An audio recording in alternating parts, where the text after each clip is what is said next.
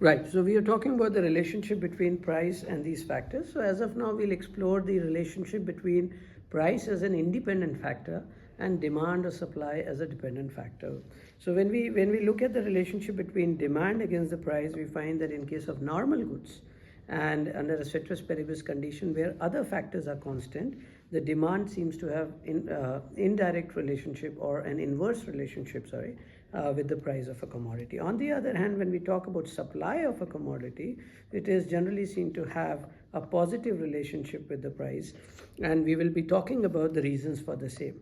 But there's a very important thing to note here, that the relationship between the price and demand or supply, as price being an independent factor affecting them, is different from how demand and supply affect the price. So that's a place where normally a lot of people end up making mistakes. So here we are talking about the relationship between price against demand and supply, with a change in price affecting the demand and supply. We are not talking about how demand and supply affect the price, because if you see, the inverse relationship shows that when the price of a commodity goes up, the demand falls, and similarly when the price falls, the demand rises. But if on the contrary we look at the effect of the change in demand of the price, it's very different. Any change in the demand of a commodity, let's say if the demand rises, we find that it leads to a rise in the price, and any fall in the demand would lead to fall in the price of a commodity. So in that case, the relationship reverses and it becomes a positive relationship. So when we are talking about law of demand, we are talking about price as an independent factor affecting the demand, and similarly when we are talking about law of supply, we are talking about price as an independent factor affecting supply. When we look at the supply affecting the price, we would again see different thing happening. So when the price rises, the supply increases, or rises rather. When the price falls, the supply falls. And when we look at the impact of supply on the price, we find an inverse relationship, that any rise in the supply will lead to a shortage, a decline in the prices. Any shortage in the supply will lead to a rise in the prices. So here we must not mistake the relationship between supply or demand as a bearing on the price, but we need to remember that we are talking about the price having an impact on demand and supply. So when we talk about the first law of demand, it is very clear that law of demand is a universal law that states that there exists an inverse relationship between the price of a commodity and its quantity demanded, and in a ceteris paribus condition, that means other factors remaining constant, and this can be a simple demand curve d dash, starting from the origin with the quantity demanded rising towards the x-axis and the price rising towards the y-axis. So there's an inverse relationship visible, which shows that if the price was somewhere here at P, the quantity demanded was at QD. When the price rises to P1, the demand declines to QD1, and when the price declines to P2, the demand rises to QD2. So this is an inverse relationship that we see between the price and the quantity demanded. On the other hand, if we talk about the law of supply, we see that there exists a positive relationship between the price of a commodity and the quantity supplied for the same commodity, which means that any rise in the price of a commodity would generally result in a rise in the supply of the commodity, again under a ceteris paribus condition, which means other factors remaining constant. So we see that if the price was somewhere here at P, the quantity supplied was here at QS. When the price rises to P1, the quantity supplied rises to QS1, and when the price declines, the quantity supply also declines to QS2. We'll be exploring the reasons for the occurrence of law of demand and supply subsequently, but this is as of now more important for us to understand as a relationship between demand and price, and at the same time the relationship between supply and price. Now, before I go ahead with the reasons for law of demand and a lot of other things, I would also today be talking about, or let's talk about the reasons and then subsequently come to the reasons. Talk of the reasons and then subsequently come to a very interesting concept in economics, which talks about the difference between the terms change in demand against change in quantity demanded and change in supply against the change in quantity supplied. So, in terms of general language, both appear to be the same, but in economics, there is a difference between the term demand and quantity demanded, while and on the other hand, supply and quantity supplied. So we'll be talking about these, but very precisely, I'll be talking about the factors or the reasons for which the law of demand occurs, and we've already done them in the class. We'll go for a quick revision here. So there are primarily various factors for the occurrence of law of demand, but the most important reasons responsible or reasons or causes of law of demand, we would be talking about 4 reasons primarily. The first is called, it is because of the law of diminishing marginal utility. We've already discussed diminishing marginal utility in the class. This is the first reason which leads to the occurrence of law of demand, or which explains why the demand curve is a negative or a downward sloping curve. And the second reason is called the income effect. It is called the income effect. For the ease of remembrance, you can call it income effect of price change. Income effect of price change. The third is called substitution effect, and this is again the substitution effect of price change. And the fourth reason can be the alternate or multiple uses of a commodity. So these are 4 primary reasons responsible for the occurrence of law of demand. Let's quickly try to understand what are these. From a layman perspective, if we see, even a layman would understand why a rise in price leads to a fall in demand.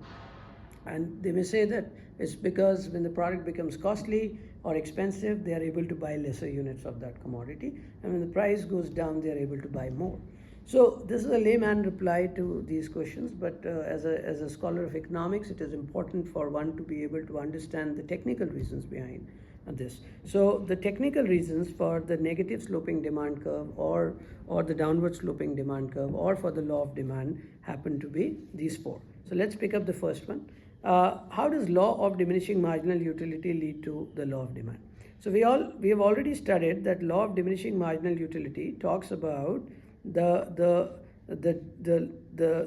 decline in the marginal utility of a product right from the first instance when the commodity is consumed. At every successive consumption of the commodity, the marginal utility keeps declining. And so we know that the marginal utility curve is a negatively sloping or a downward sloping curve. This downward sloping curve, on one hand, showing the marginal utility declining, is complemented by a rise in the prices. So on one hand, you have a commodity for which the marginal utility would decline with every subsequent consumption and successive consumption, and on the other hand, the prices are rising.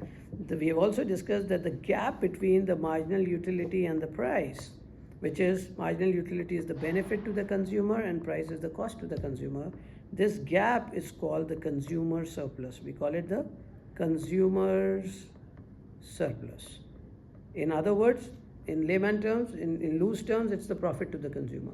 So whenever the consumer derives a greater marginal utility or a benefit against the price that he pays, it is a consumer surplus. So now what happens is that as the marginal utility of the product is declining, as the marginal utility is constantly declining, and at the same time the price of a commodity is rising, this gap between the marginal utility and the price, this gap between the marginal utility and the price called the consumer surplus is also declining.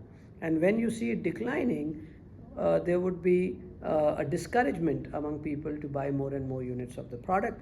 So either the same people would buy less or lesser number of people would buy the same commodity in future. So this leads to a decline in the demand for a commodity.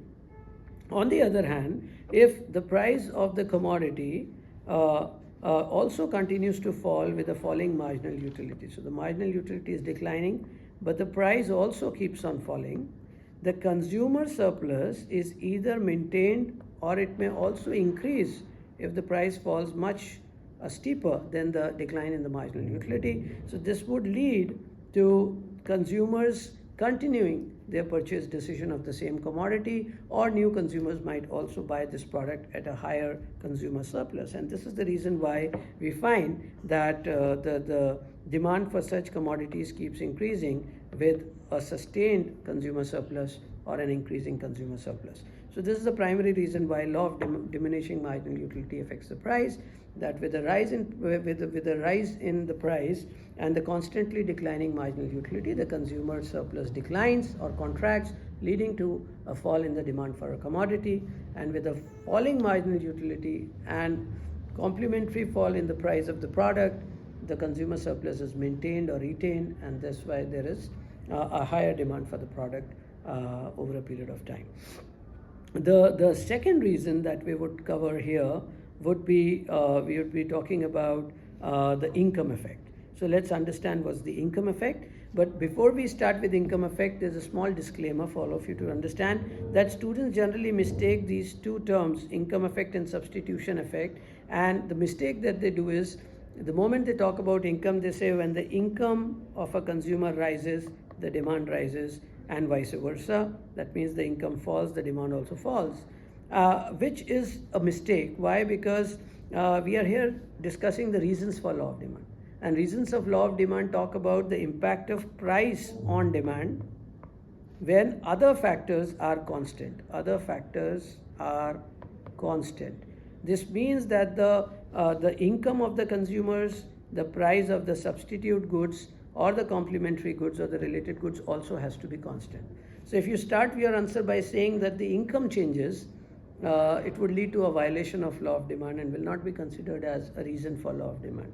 Similarly, if in the substitution effect you talk about change in the price of substitute goods, it would again be a violation to the law of demand and will not qualify as a reason for law of demand. So it is important to understand that whenever we are answering these questions, we continue to take care of this factor and start our answers by talking about change in price of a commodity affecting the quantity demanded of the commodity, and in between we talk about the impact of these factors, which is called the income effect and the substitution effect.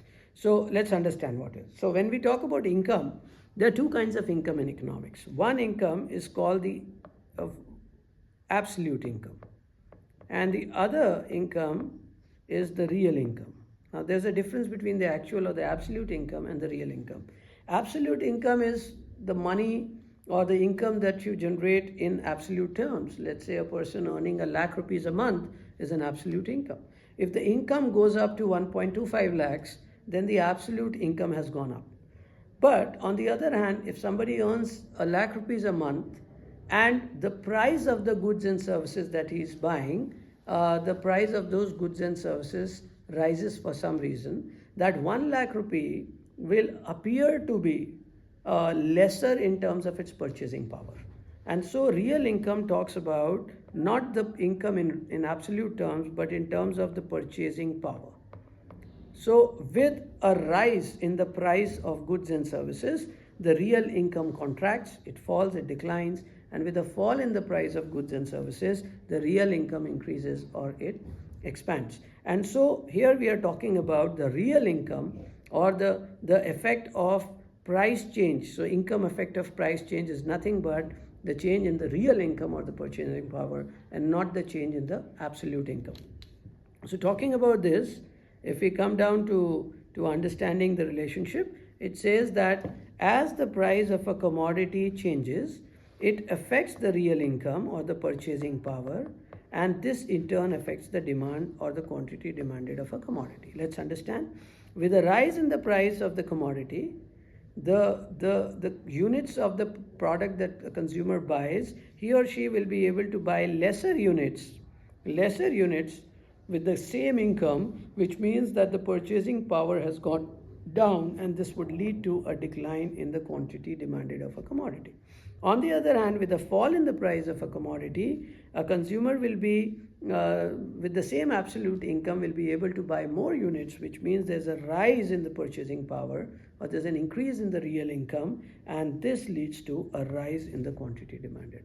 So that is the reason why price has an inverse relationship to with demand or quantity demanded as part of income effect. Then coming down to substitution effect, taking the same care which I said, we would not be talking about the change in the price of other goods, but we'll again establish a relationship between the price of a commodity and its quantity demanded with the interplay of the price of this good being relatively more or less to the price of the substitute goods, which is constant. So what it means is, we say that when the price of a commodity X rises, this commodity becomes relatively costlier or cheaper than its substitute. So we are not saying that the price of substitute good changes, it remains constant. But when the price of X rises, it becomes costlier than Y. And so people will substitute X with Y, and they would shift their demand from product X to product Y, leading to a decline in the demand for product X. And on the contrary, if the price of product X falls, again with the constant price of Y, no change in the price of Y, the price of X will become relatively lesser than the price of Y. The product will become relatively cheaper to its substitute. And so the people buying the product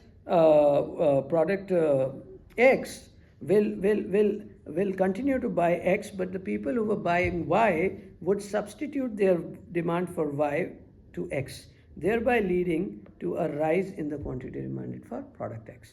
So that's also a kind of substitution happening, but it's not because of the change in the price of the substitute goods, but it's because of the price of the change in the price of a particular commodity, relatively making it costlier or cheaper than its substitute goods, and thereby affecting the demand of that particular commodity. So these are called the income effect of price change or the substitution effect of price change, affecting how the change in price leads to a change in demand. And this overall impact of price on the demand is called the price effect, which we'll talk about in great detail when we do indifference curve analysis. So the price effect is generally the outcome of the cumulative outcome of the income effect and the substitution effect of the price change, which means that because of the change in price, there is the change in the real income, which leads to a rise or fall in the demand, and further the product becoming relatively costlier or cheaper to its substitute, further affecting the demand. And the collective impact of those changes is the overall impact of the change in demand because of the change in price. So these are the three reasons. The last reason happens to be the alternate or multiple uses of a commodity. What it means is that it depends on the versatility of the product. Let's say if the product X, for which we are studying the demand, the product X has multiple uses. It can be put to various uses from A to B to C to D to E, and we find that the most important use of the product X is A followed by B, and then C, D, E happen to be just the normal usages of that product. If the price of the commodity goes up, people will restrict their usage only to the most specific uses of that product, or those uses which are the most important uses, and people might cut down on their usages which were not that important to them. For example, if the price of electricity goes up, the unit price for electricity goes high, people might still be using electricity for lighting, for fan, for air conditioning, but they might control the use of electricity in preparing food, using microwaves or using induction, and they might resort to using gas stoves or some other alternative which might be relatively cheaper. On the other hand, if electricity becomes cheaper, there's a possibility that people, besides using it for light, fan and cooling or heating solutions, they might even use it for preparing food, they might use it for heating up the water using geysers, and they might even resort to electric cars and a lot of such products which use electricity. So the higher the versatility of a product, it becomes more normal, and so people cut down on the less relevant uses when the price goes up, and people restrict the usage only to important ones, thereby declining the demand of a commodity. If the price of a commodity falls, people expand their usage from not only the most appropriate or relevant uses to other less relevant uses, and thereby leading to a rise in the demand for that commodity. So these are the factors which are the most technical reasons for the occurrence of law of demand, or for the reasons for which the demand curve is a downward sloping curve. We'll very quickly also summarize the reasons for law of supply. There are various reasons, but we'll only cover the two most important reasons. The first reason happens to be for law of supply. For law of supply, the first reason happens to be the profit motive. So we know that we talked about in the theories of the firm that firms may have different goals at different points in time, and one goal might be more important than the other goals at a given point in time. So a firm initially entering the market might try to create some try to penetrate by giving free samples of their products, by increasing promotion, by sales promotion schemes, through let's say advertising, branding, and they might even also try to win some goodwill in the eyes of people. But when the company grows, is already there in the market for a while, their goal might be for market expansion, for diversification. They might even focus on different aspects of let's say wealth maximization and so on and so forth. But government organizations or service organizations or not-for-profit organizations may have different motives than purely profit organizations. And so if the goal of the firm happens to be the profit, that's a condition, and which normally is the case with most of the organizations, then this profit motive leads to the occurrence of law of supply. Let's understand what it means. It means that when the price of a commodity rises, it increases the profit margin for a company, which means the gap between the price and the cost of production or the cost of procurement is called the producer's surplus. We've done this in the past, producer's surplus, and producer's surplus is nothing but the margin or the profit. So the producer's surplus increases with the rise in price of a commodity, because the gap between the price, which is the benefit to the producer, and the cost of procurement or production, which is the cost to the producer, it increases. And when it expands, the profit margin increases. And when the profit margin increases, the firms will be interested in selling more units of the commodity, and they would like to increase or raise their supply. And that's the reason why we see a rise in the quantity supplied for a commodity with a rise in price. There's another side to it. So when the price of a commodity falls, this consumer surplus, instead of increasing, this declines, this reduces, and the profit margin of the producer declines, and the producer or the seller would like to sell lesser units of a commodity, would like to abstain from selling more units, and would like to wait for a time when the prices again resort back to normal. And that's the reason why a fall in price leads to a decline in the quantity supplied. The second reason for this is the number of sellers or players in the market.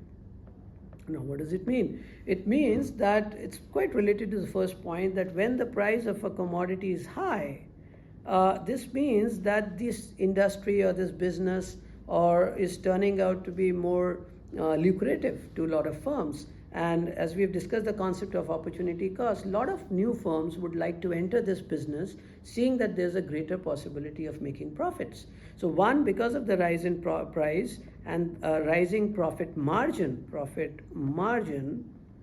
new firms will enter into the market. And when they enter into the market, not only as per the previous point, the existing firms are trying to supply more units, but with the new firms entering the market, the overall supply in the market will rise.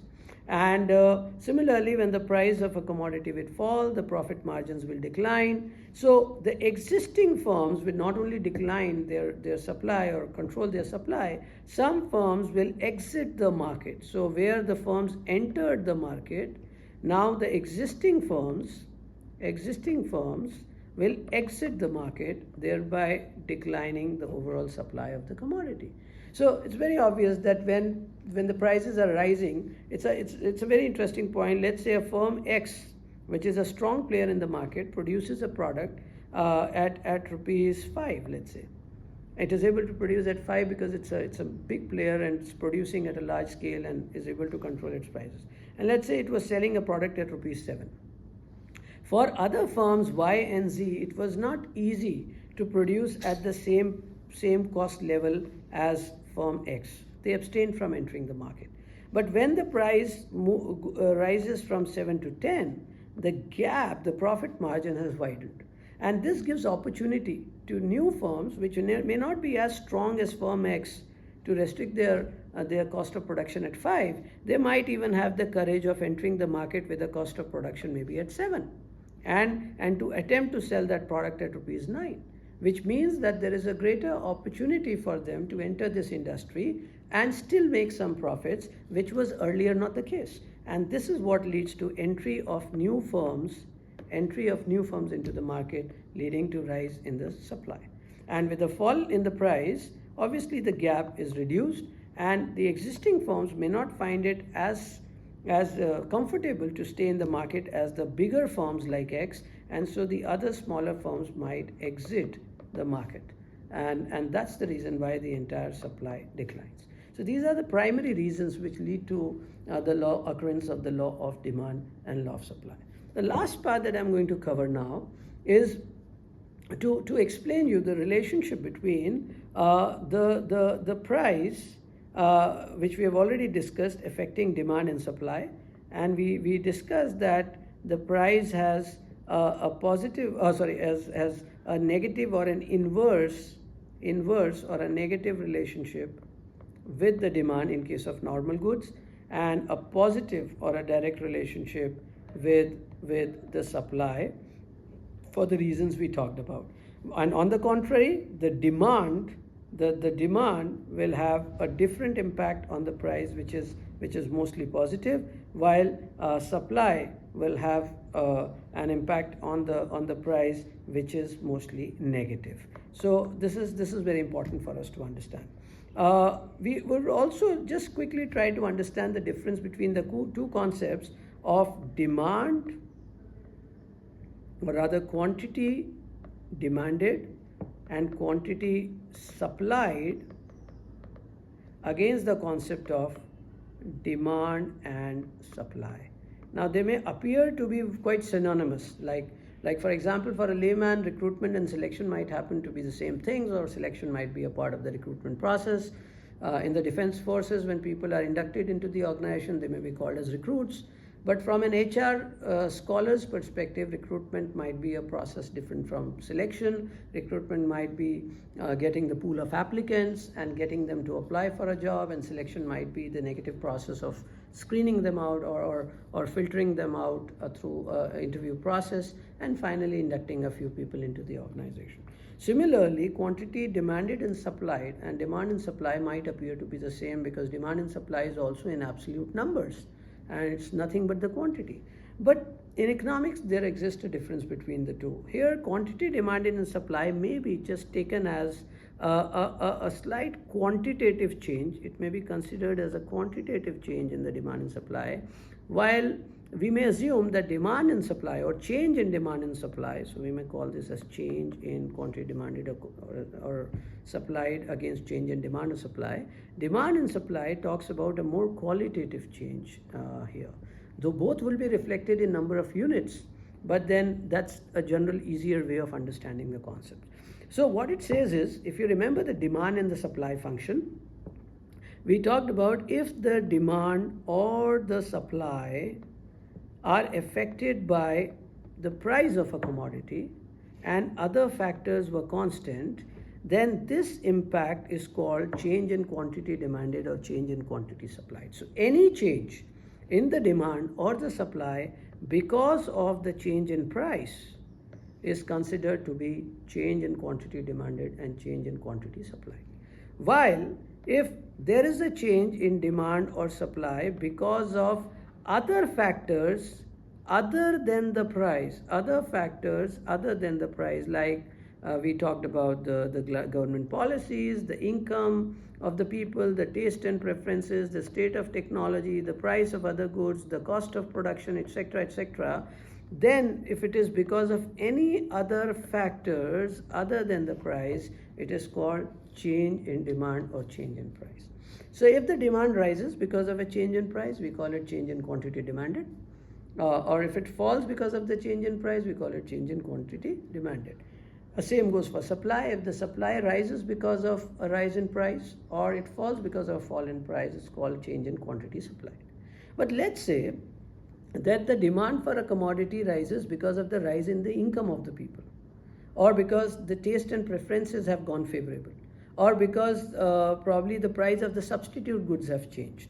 These are the factors which will be leading to a change in demand other than the change in quantity demanded. Or if because of, let's say, a flood or a famine or a drought or some other reason or a natural calamity, the supply of a commodity is restricted, or because of the favorable climatic conditions the supply is increased, or because of the state of technology improving the supply is increased, then we call it change in supply other than instead of the change in quantity supplied.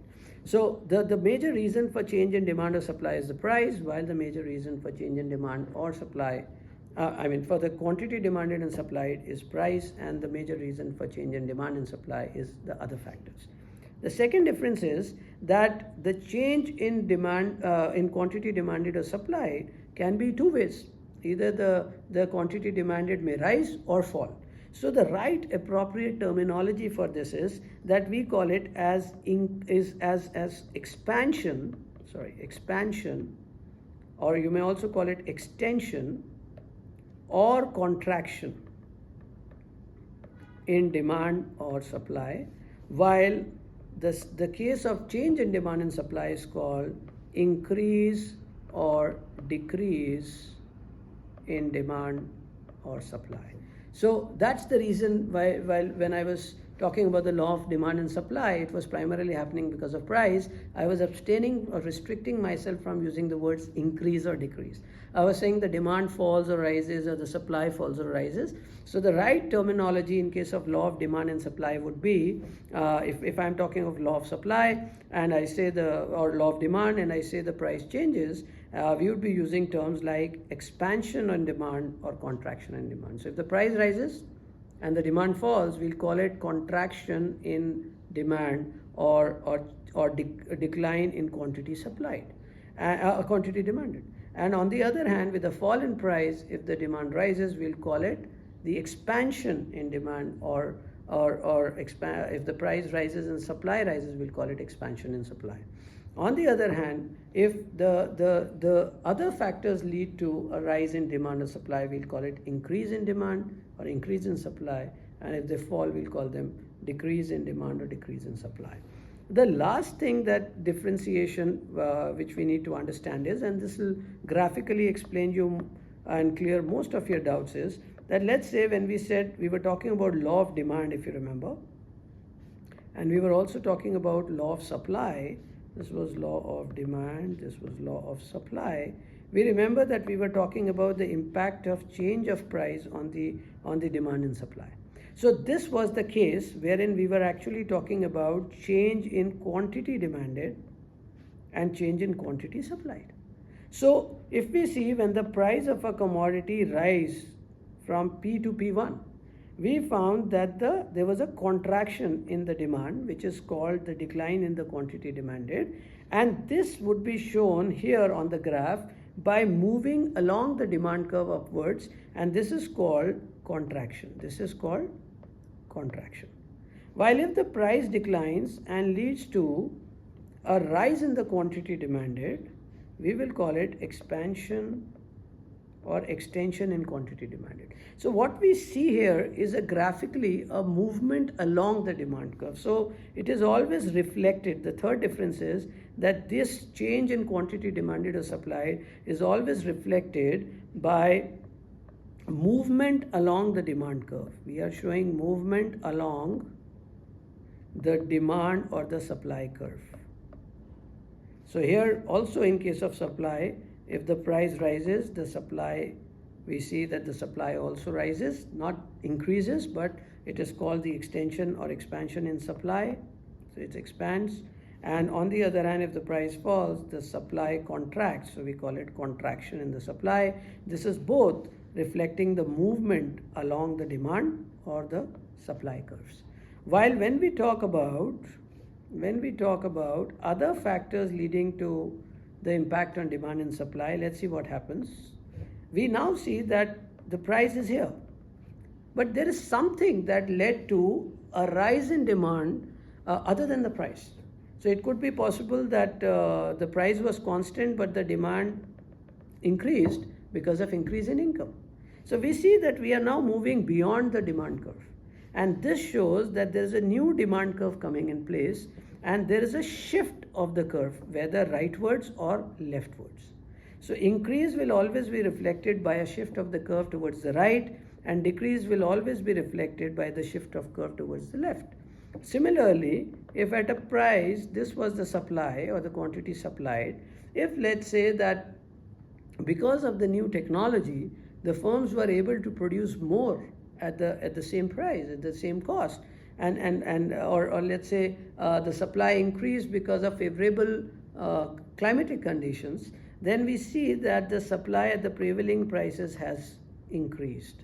And this shows the shift of the curve outwards, which is again called the increase, and the leftward decrease is shown by a shift of the curve. So it is always reflected by shift of the demand or the supply curves. So these are three important differentiations that we find, that change in quantity demanded and change in quantity supplied primarily happens to be because of the change in the price. While change in demand or supply is a term which is used when there are other factors affecting the demand or supply. The change in quantity demanded or supplied is often addressed as expansion or extension or contraction in demand and supply, while change in demand and supply is always reflected as or is always termed as increase or decrease in demand or supply. And the third difference is that the change in quantity demanded or supply is reflected by a movement along the demand or the supply curve, while the change in demand or supply is always reflected by a shift of the demand or the supply curve. Now, if you've understood this, we come to the very last part and a very important part of the discussion, which is called the price mechanism, and we'll end the class today here at this point. So, well, in the last part, we'll be talking about market mechanism, or the interplay between price, demand, and supply. These are three very important forces that interplay within the market at a given point in time, and the interplay between these factors, or the market forces of demand, supply, and price, is what we call as the market price mechanism. So I would just like to discuss this as a hypothetical situation for you to understand the previous concepts of how price affects demand and supply, and how demand and supply in turn affects the price, and how these factors play together in the market, affecting the entire dynamics of the market. So let's take a hypothetical situation wherein we talk about let's say we talk about, sorry, just pardon here. Let's talk about a situation where you have in the market a certain demand for a commodity, and we call it the demand curve D dash, and we call this the supply curve as S dash, and this is for a commodity, let's say X. The x-axis we show the quantity demanded or supplied of a commodity X. And we know that the point where the demand and supply intersect each other, as theoretically and practically, when the demand and supply gaps are met, and the point of equilibrium where demand meets the supply, you have the price or the equilibrium price point being established in the market. So the equilibrium price is the price where the demand intersects with the supply, which means that a point where the demand curve, which is nothing but the marginal utility curve of the product, and the supply curve, which is influenced by the cost of production, there continues to be a gap between the two, and a positive gap between the two. People would continue to purchase this product. So if you see at this point, there's a gap between the marginal utility and the cost of production, and until this gap equalizes, there would be a demand in the market. And so this point of equilibrium leads to the actual quantity and demand of demand and supply in the market at a given point in time. Beyond this point, you would normally not see a transaction happening, because beyond this point you would actually see a loss of surplus. That means the cost of production or the cost of procurement is going to be higher than the marginal utility of the product. So normally the point where demand and supply intersect each other, this point is termed as the point of equilibrium, and this is the equilibrium price and the quantity demanded and supplied at a given point in time. Now what we are going to do is, we are going to understand how the market dynamics works in the market, with the price being established by demand and supply, and how demand and supply affect the price, and in turn they affect each other over a period of time. So let's take this case again, and let's say that this is the equilibrium price. You have the demand curve sloping downwards, you have the supply curve going upwards. This is the original demand and this is the original supply curve. So now we know that the demand and supply, they intersect each other at a point, and this results in a certain price in the market. Now let's assume a hypothetical situation that for some reason there's a rise in the income of the consumers, or there's some other factor that has led to shift of the demand curve, or led to an increase in the demand, a rightward shift in the demand curve, and there's a qualitative change in the demand. So we see that there's a new demand curve coming into play, which is, let's say, D dash and D double dash. So this is the new demand curve, which has been a result of a rise in the income, or change in the taste or preferences of the people, or some favorable factors going in favor of the purchase of a particular commodity. So when the demand increases, and it increases, and a situation comes when the demand exceeds the supply, which is the case we are seeing here, we see that a greater demand will pull up the prices. And we've already read this, that demand affects the price in the similar direction. So a rise in demand will lead to a rise in price, and also because the supply has fallen short of the demand, shortage of supply also leads to a rise in the price. So demand exceeding supply will lead to rise in the price of the commodity. And this is what is exactly visible here in the intersection of the new demand curve against the existing supply curve. So the price has gone up, and this might happen over a short period of time. And now, once the prices have gone up, there is a possibility that on one hand, the rising prices may have discouraged a certain segment of people to buy the product because of the law of demand. You know that the price rises, the demand for normal goods would generally decline. But that is the movement along the demand curve. On the other hand, we might also see that certain other customers who were earlier, let's say, for some reasons buying this product, have reduced their demand for this product as part of law of demand. But on the other hand, once the price rises, we know that over a certain period of time, as we studied in case of change in supply, certain new players would find this market to be very lucrative. And so with the rise in the prices, some new firms would like to enter this business, and they would like to participate in the sales of these products. So as a result of this, over a period of time, new firms will enter the market, and there will be a shift in the supply curve. And so this shift in the supply curve would further lead to a situation where there's a possibility that demand may equalize, or bringing down or restricting the prices to their normal situation. And so this is what you see, the prices have again gone back to normal as a point of intersection. But there's a possibility that the market does not have an indicator to show whether the supply has met the demand, and the supply may keep on increasing, because on one hand, the firms which were already producing at a higher price start producing more, and new firms have entered the market, and there's a possibility that the supply might even overtake the demand, and this may be a case where the supply exceeds the demand.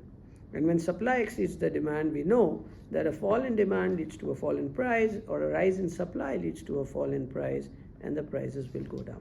So now you see a fresh point of intersection here, which shows that the prices have gone down and the demand and supply has gone up, but at the same time, this is the point P2, wherein we see that the prices in the market have gone down. So what it shows is that there is some sort of correction happening wherein the prices went up, and when the prices went up, there was a decline in the demand and increase in the supply, leading to the prices coming back to normal, and then the supply exceeding the demand, further leading to a decline in price. And now as a result of this, there could be another situation where the firms at a falling price may not be very happy selling their products, so they would like to restrict their supply as part of law of supply. And on the other hand, the existing firms might leave the industry because they're not making much profits, and they might leave, and this might shift the supply curve backwards again. And at the same time, at the falling prices, there's a possibility that not only the supply reduces, but the demand starts rising. So this would again lead to a rise in the prices. And so you see that this movement is somewhat upward and then downward, and then goes further down and goes up. And so the prices are getting into a state of correction from a higher point to a lower point, and from a lower point back to a higher point. So what we see is that over a period of time, there is a possibility that these prices might go up gradually, but at the same time, there is an interplay between the prices rising up, going down, and then going up, and then going down.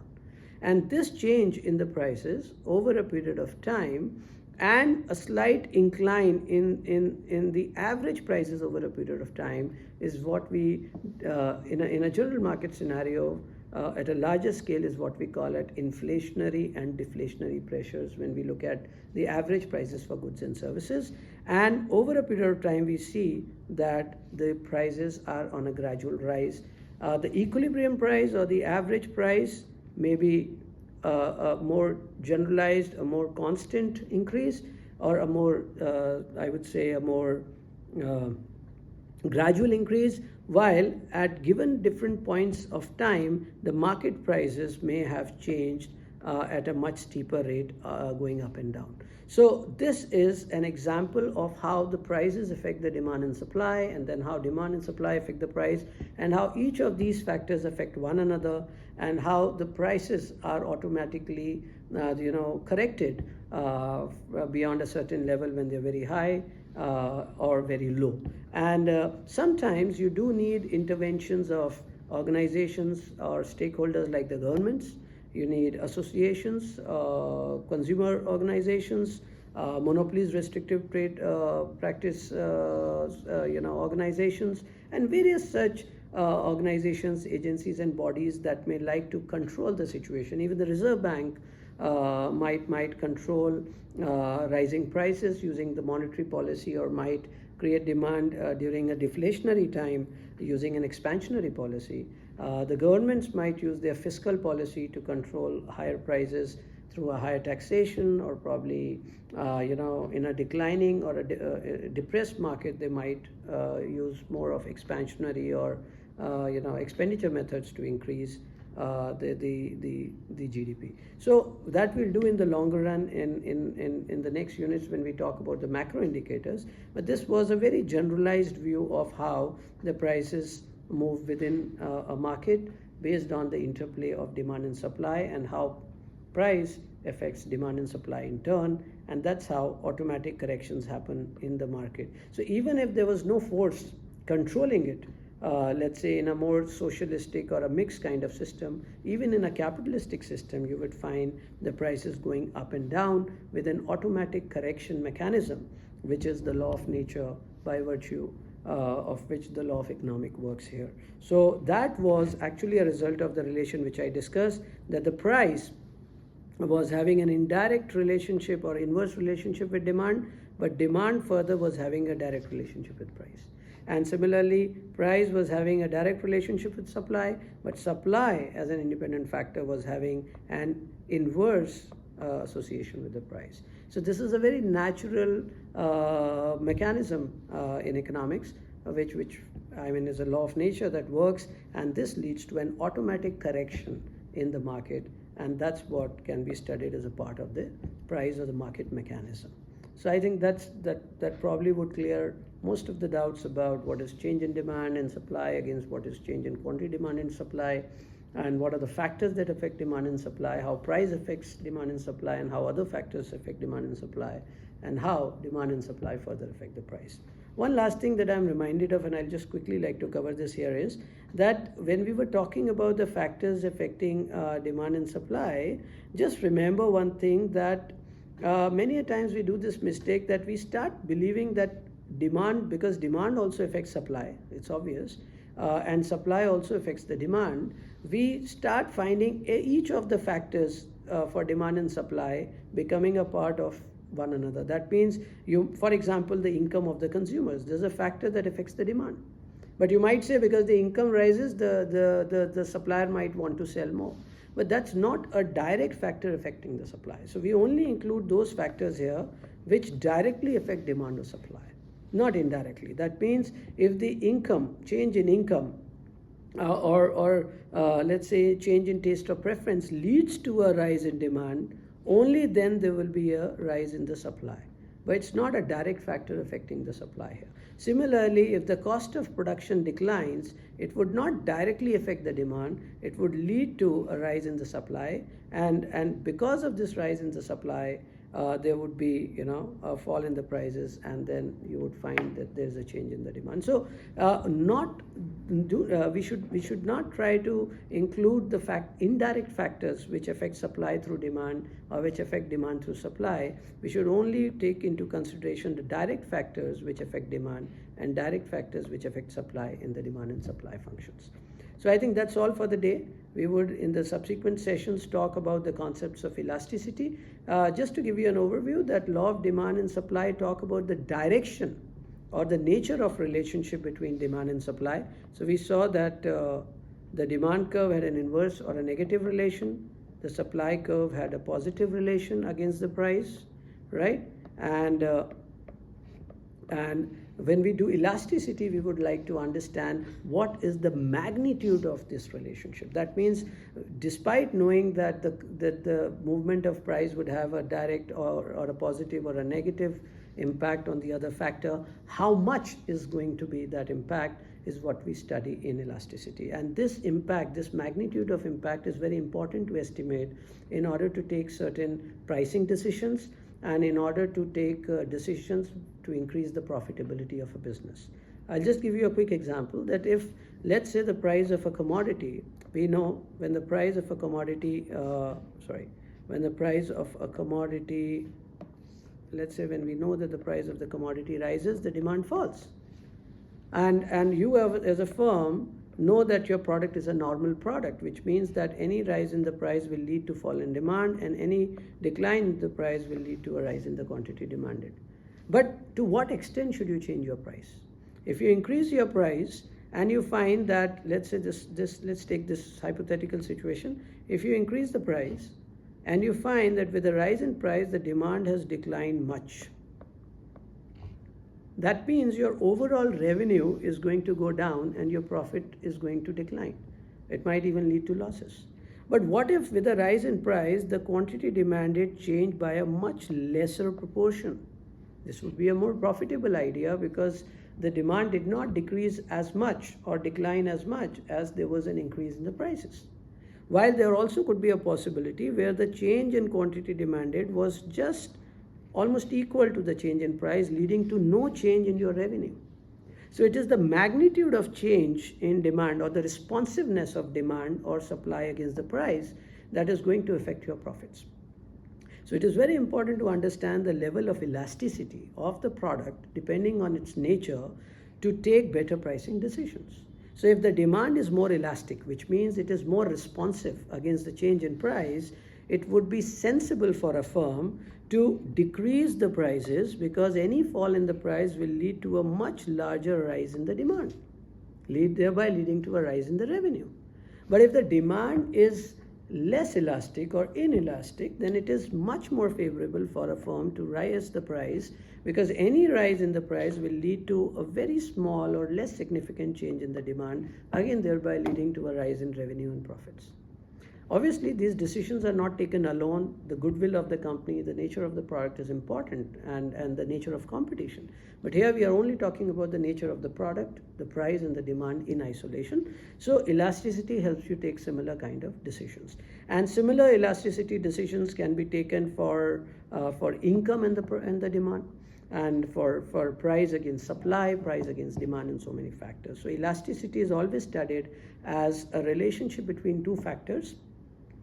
How much a change in the independent factor brings about a change in the dependent factor. That responsiveness of the dependent factor against the independent factor is called elasticity. That means how much a demand or supply is responsive against a change in the price or income or any other factor that we are taking into consideration. So it is normally said that elasticity is the percentage change in independent factor in the percentage change in the dependent factor against the percentage change in the independent factor, which means if I'm talking about price elasticity of demand, I'm talking about how much would the demand change with a change in price.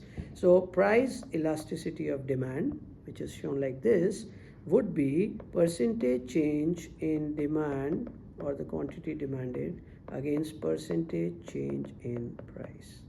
Similarly, price elasticity of supply will be percentage change in quantity supplied against percentage change in price. Or an income elasticity of demand will be percentage change in quantity demanded against percentage change in income. So we'll study all this later, but the reason for studying elasticity is that we are trying to understand not only the correlation but the magnitude of that correlation. One, whether it is a positive or a negative relationship, and two, what is the magnitude of responsiveness or relationship to take better decisions about pricing in order to increase our revenue and profits, or to understand how would a change in income or any other factor would have an impact on the demand and supply of your products. And this concept of elasticity turns out to be very handy in business decisions for managers. So we'll talk about this in great detail in the next class, and that's it. All the best for now. Thank you.